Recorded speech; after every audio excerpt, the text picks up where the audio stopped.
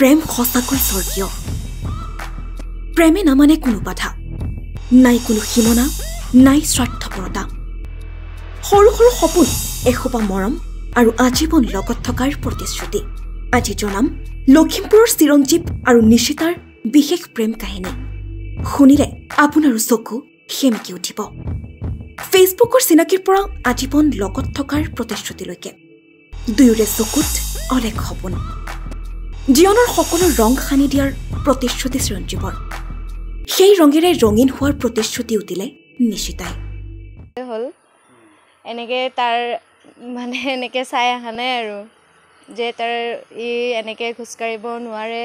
বা কিবা এনেকে বুলি মই একো ভাবাই নাই মানে শৰীৰৰ কথা নাই ভাবা মৰমটো থাকিলে হল এতিয়া এই ৰেষ্টুৰেণ্টখন আৰম্ভ হুইল চেয়াৰতে জীৱন কটোৱা চিৰঞ্জীৱৰ প্ৰেমত পৰিল নিশিতা বিশেষভাৱে সক্ষম হলেও আত্মনিৰ্ভৰশীল চিৰঞ্জীৱ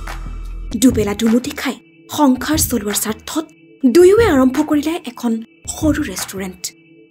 প্ৰথমে ফেচবুকত চিনাকি আৰু তাৰ পাছতে আৰম্ভ হৈছিল প্ৰেমৰ সম্পৰ্ক নিশিতা বড়ো আৰু চিৰঞ্জীৱ হাজঙৰ প্ৰেম কাহিনী শুনিলে আপুনিও চাগে অনুপ্ৰাণিত হ'ব ফেচবুকৰ চিনাকিৰ পিছতে আৰম্ভ হৈছিল প্ৰেমৰ আৰু প্ৰেমৰ অন্তিম পৰিণতি হিচাপে বিবাহপাশত আবদ্ধ হ'ল দুয়ো আজিৰ পৰা প্ৰায় এবছৰ পূৰ্বে দুয়োৱে আজীৱন লগত কটোৱাৰ প্ৰতিশ্ৰুতি দিছিল ইজনে সিজনক বৰ্তমান দুয়োৰে চলিছে সুখৰ সংসাৰ সেয়েহে আনৰ ওপৰত ভৰসা নকৰি লখিমপুৰ চৰাইমৰীয়াৰ বাইপাছত দুয়োৱে আৰম্ভ কৰিছে নিজাববীয়াকৈ এখন সৰু ৰেষ্টুৰেণ্ট চিৰঞ্জীৱ ফাষ্টফুড নামেৰে আৰম্ভ কৰা ৰেষ্টুৰেণ্টখনত দুয়োৱে গ্ৰাহকক বিভিন্ন পচন্দৰ খাদ্য যোগান ধৰাৰ লগতে তেওঁলোকক সহায়ৰ হাত আগবঢ়াইছে মাতৃয়ে চিৰঞ্জিত হাজং আৰু মোৰ ঘৰ বৰিমুৰি লখিমপুৰ বৰিমুৰি বাইপাছ ৰোডত আৰু আমাৰ প্ৰেম আৰম্ভ হৈছিলে ছ'চিয়েল মিডিয়াত ফেচবুকত আৰু তাৰ পৰাই মানে চিনাকি হৈ মানে এতিয়া তেনেকৈ চলি থাকি এতিয়া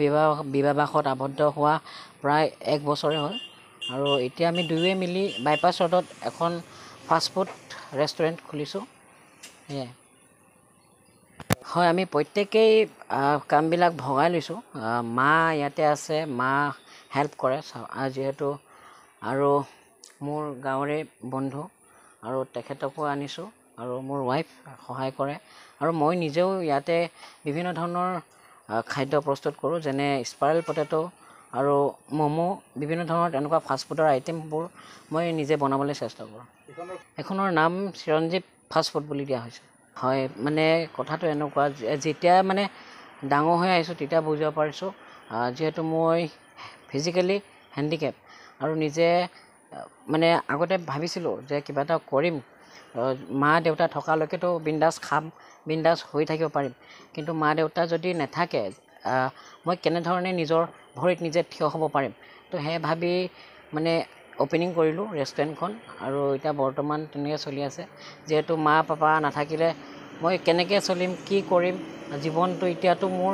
অকল নিজৰে নহয় তো যিহেতু মোৰ এতিয়া ৱাইফো আছে মোৰ লগত তো তেখেতৰো কথা ভাবি ময়ো নিজৰ কথা ভাবি আমি মানে আৰম্ভ কৰিলোঁ তাই বহুতখিনি হেল্প কৰে ক'ৰবাত যাবলৈ বা সিফালৰ পৰা সিফালে এনেকৈ লৈ যোৱাত সুবিধা হয় হেল্প কৰে প্ৰেম বস্তুটো এনেকুৱা ভাষাৰেতো বুজাব নোৱাৰিয়ে অনুভৱে কৰিব পাৰি আৰু প্ৰেম মানে হৈছে বিশ্বাস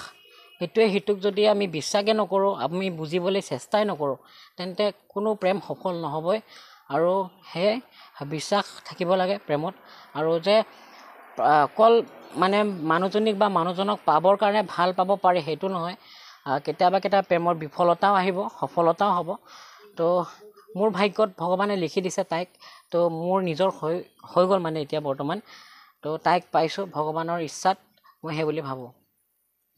লখিমপুৰৰ পৰা জিয়াউল আলীৰ ৰিপৰ্ট সচ দ্য ৰিয়েলিটি